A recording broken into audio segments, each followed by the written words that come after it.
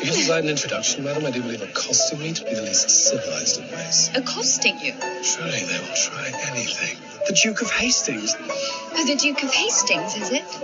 Right, Hastings, this is my sister. Your sister? As I am well aware of the company you keep, brother, I am certain your days with his grace were most civilized indeed. Lady Whistledown has all but declared me ineligible, worthy of the affection of a detestable simpleton and no one else. What others should ever want such damaged goods now? It would be better if you refrained from thinking about me at all. Surprising. Yes, however is it possible for a lady to offer anything but a smile while seated beside a duke, even one of your reputation? You are aware of my reputation. Presumptuous? Clearly. Arrogant, most definitely. You are a rake. I will never marry you. Tell me I'm wrong. Promise to refrain from thinking about whom again? I assure you, I'm anything but interested in you. Good. Quite. And I, anything, interested in you. And I must say I'm impressed. I was quite surprised to learn you no longer have a line of suitors around every last square in London. I'm in no need of your derision, sir. I do not mock you.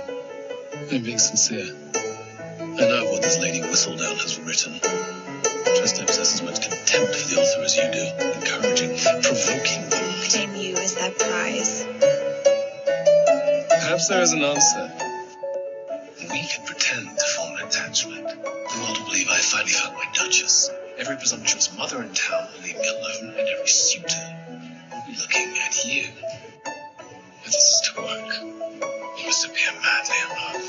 Men are always interested in a woman when they believe another, particularly a duke, to be interested as well. You presume, Lady Whistledown. I presume she will deem us to be precisely what we are. Me, unavailable. You, desirable. It is an absurd plan. I find it quite brilliant. Whatever should you have to lose? If you were truly courting me, you'd buy out every florist in town. If I were truly courting you, I would knock you flowers every 5 minutes and moment you in the drawing room. I have no interest in causing a scandal, Miss Bridgerton. You should imagine with you it comes naturally. I saw the way the two of you looked at each other last night and this morning. There are no others. There is only the Duke. This is my sister. But surely you can understand that family must come before all else.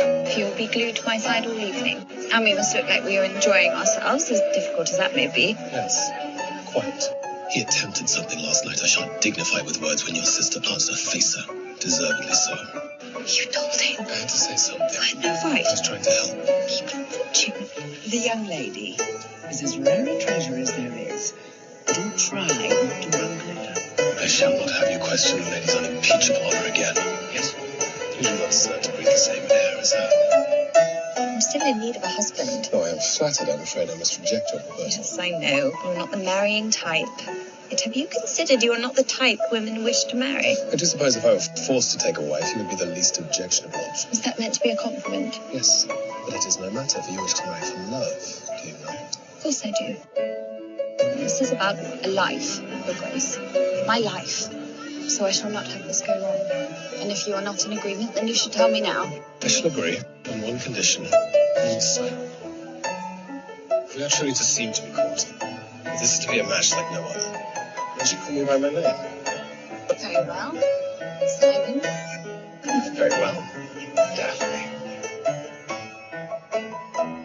I wish to find a husband. So tell me I have a family. Children. Just like your husband.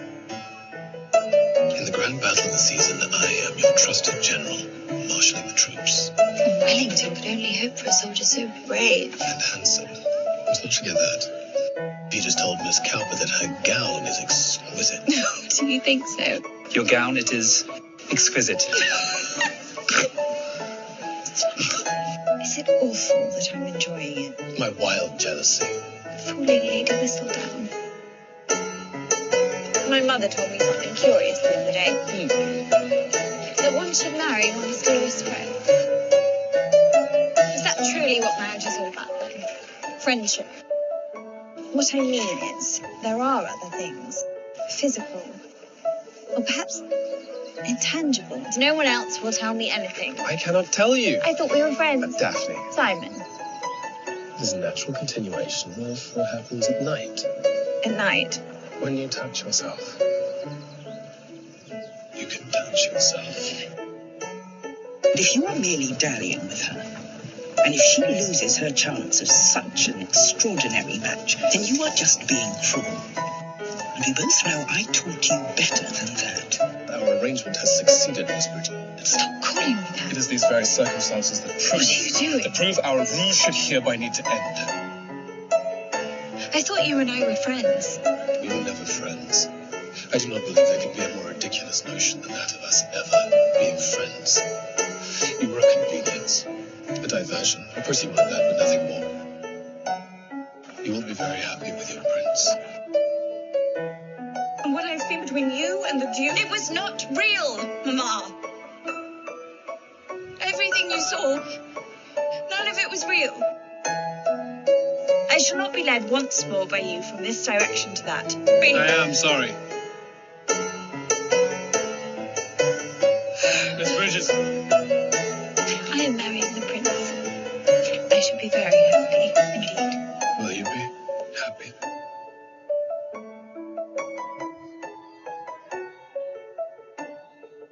My most sincere apologies.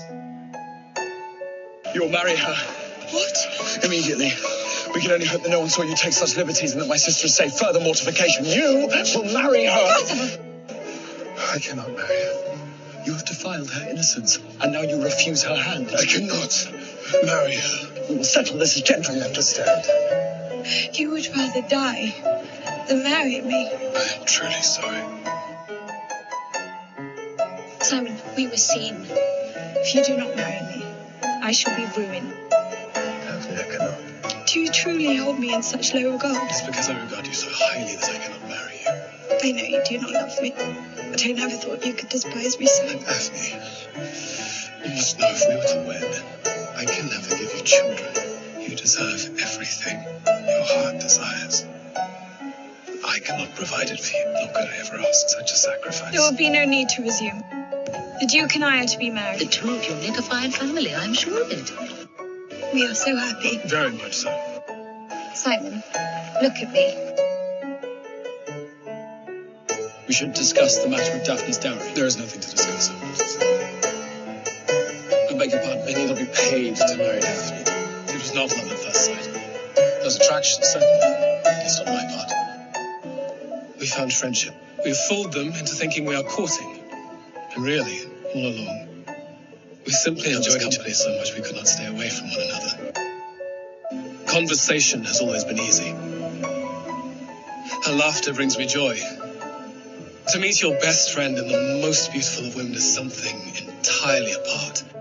It took the prince coming along for me to realize I did not want Miss Bridgerton to only be my friend. I wanted her to be my wife. I want her to be my wife. Daphne, the two of you care for each other deeply. When all is said and done, nothing else matters.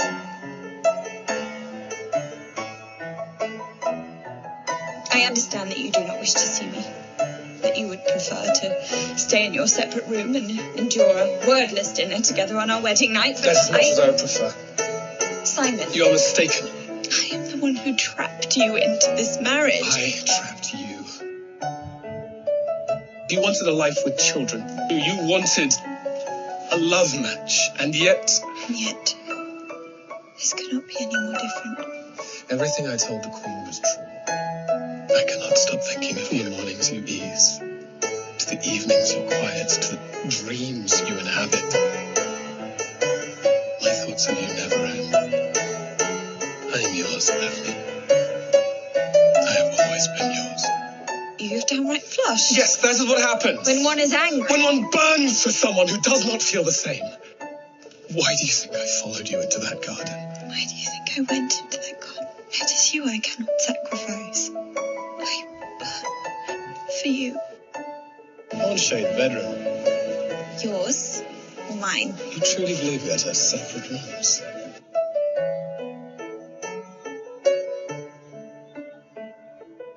Your Grace?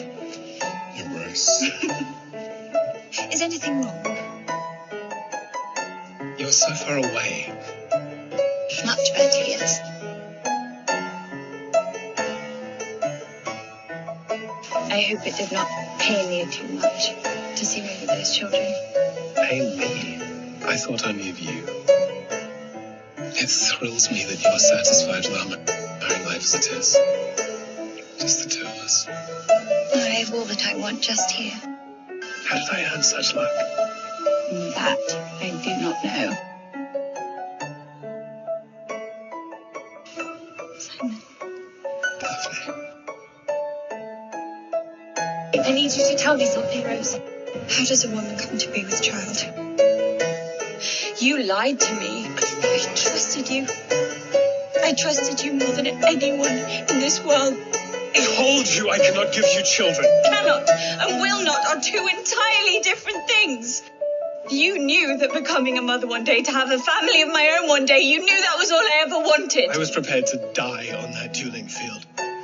Rather than marry you and take your dream away, I would have died. You told me I was enough.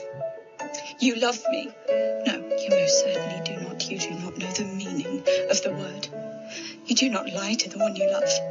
You do not trick the one you love. You do not humiliate the one you love. I must return to see my family immediately. They will need me. I will accompany you. This is a family matter. Separate bedrooms may be tolerated. Separate households will not be suffered. We both know your reputation, Grace. It is clear that you find there is nothing left in our marriage. Nothing left. I've already seen you. That's what I said. Is it what you believe? If you are with child, then I shall stay and do my duty to support you both. And if I'm not? Then we shall remain married. In name only. Our lives will be entirely separate. This You made a considerable error with my sister. How, may I ask, could you infer that I was the one to make the error? Well, I know my sister quite well. She's not capable of fucking up this severely. Your father was so absent, he never gave you a proper example of how to lead a household. Tell me why you are so adamant. Because I swore a long time ago that I would never sire a child. You made a vow to me, too. Let me be certain I understand. You will neither have children, nor the happiness we could have together because you promised your father you would not. My courses are due within the next few days. You will know then which vow you have broken and how we are to spend the rest of our lives. Miserable together, perfectly happy apart.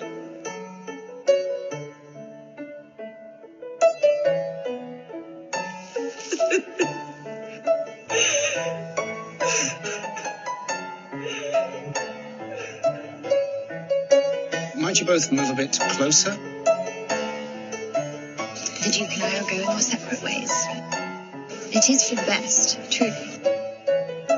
However difficult forgiving someone may be, it is necessary to move forward. It is not up to me, Mamma. Your Grace, Your Grace. I'm going to Bridgeton House this morning. Would you care to join me? Yes. I can join you.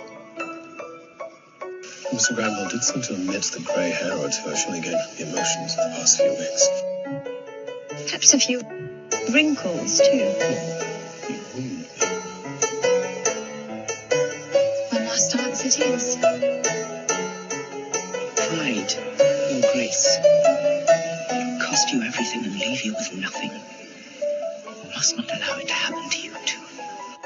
Is it different for them, men, to know whether they are in love? I found the letters you wrote to him as a child, and I read them. Just because it's not perfect, it does not make it any less worthy of love. I am tired of pretending, and I cannot continue acting as if I do not love you. Because I do.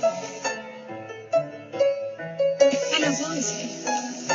Even the parts that you believe are too dark and too shameful. Every scar, every flaw, every imperfection. I love you. I do not want to be alone.